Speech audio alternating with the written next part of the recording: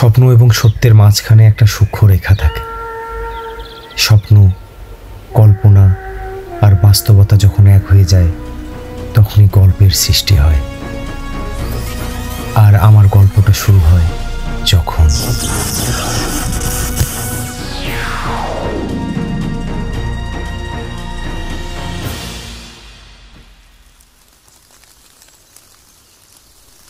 মেহেদি, আমি আজকে রাতে ক্যাম্পাসে আসতে যাচ্ছিলাম, তুই কি আসবি? হ্যাঁ, আসতেছি। এই জন্যই বলি বেস্ট রুমের ফরএভার। সেই রাতে আমি ক্যাম্পাসের উদ্দেশ্যে রওনা করি। মধ্যরাতে বাস না পেলে একটা ট্রাকে করে আমি ক্যাম্পাসের সামনে এসে নামি।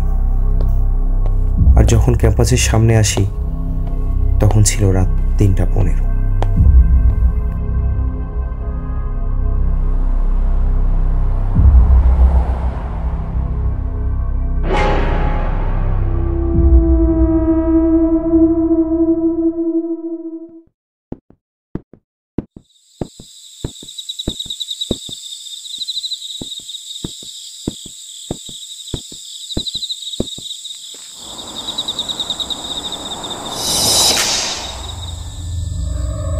আমি যখন রাস্তা পার হচ্ছিলাম মনে হচ্ছিল দূর থেকে আমাকে কেউ দেখছে। সিঁড়ি দিয়ে ওঠার সময় মনে হচ্ছিল আমার পেছনেই যেন কেউ দাঁড়িয়ে আছে। আমি যখন হাঁটছিলাম আমার বারবার মনে হচ্ছিল কেউ যেন আমাকে ফলো করছে। আমি একটু থমকে গেলাম। তারপর ভাবলাম সবই হয়তো আমার ভ্রম।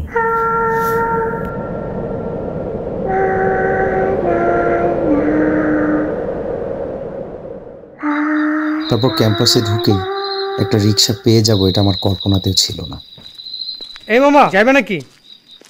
হ্যাঁ মামা, যেইনে যাইবেন চলেন। ঠিক আছে, চলো।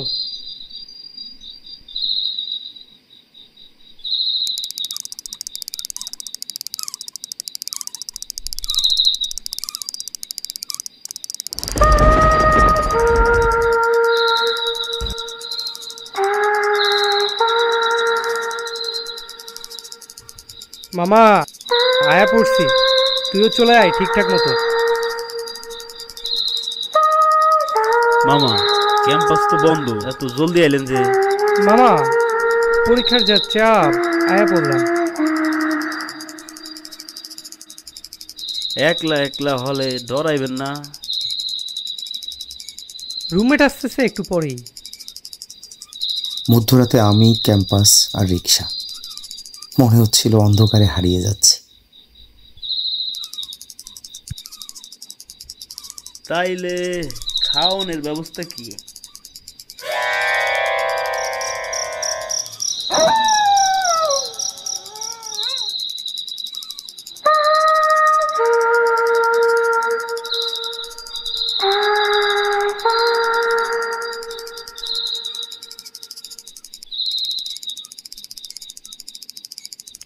মামা, বয়স তো অনেক হইল, শরীরটা টানতে পারে না। কি কো মামা, তোমারে দেখে তো জুয়ানি লাগে।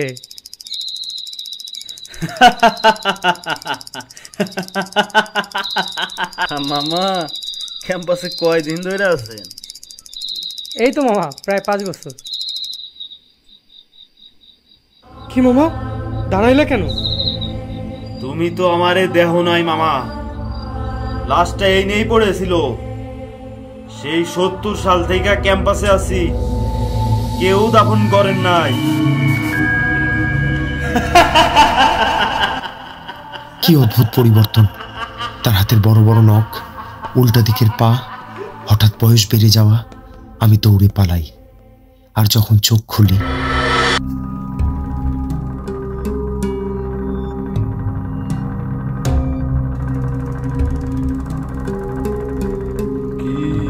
বড় হুজুরের ছেলে জানাজায় আসছিস?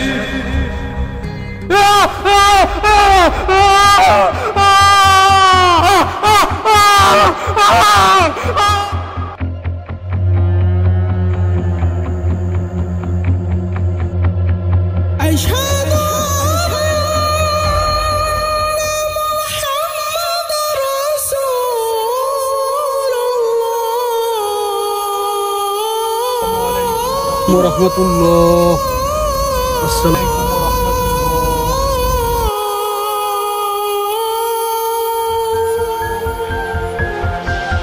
হুজুর, এই গাছ কেটো মানুষের বাচ্চারা 2 দিন পর পর গাছ কাটার নামে আমাদের বাচ্চাগুলারে মাইরা ফেলতেছে।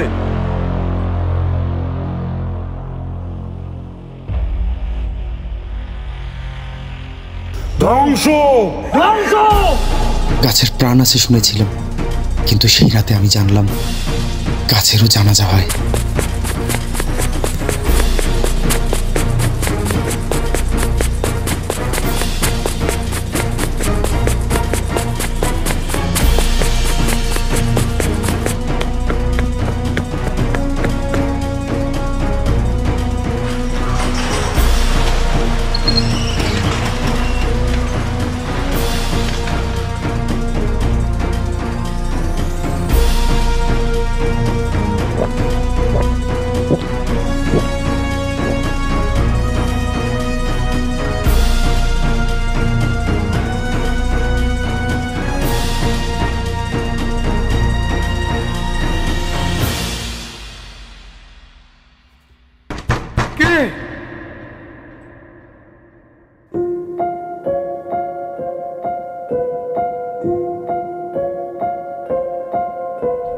কিরে, তুই হাঁপাচ্ছিস কেন?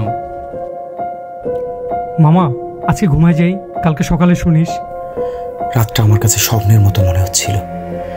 আমাকে ফলো করে সেই মেয়েটা, তারপর রিক্সাওয়ালা, আর তারপর গাছের জানাজা। কি এর কারণ? হ্যালো আঙ্কেল, আসসালামু আলাইকুম। বাবা, তোমাকে তো বলা হয়নি, মেহেদি সন্ধ্যায় বাস অ্যাক্সিডেন্টে মারা গেছে।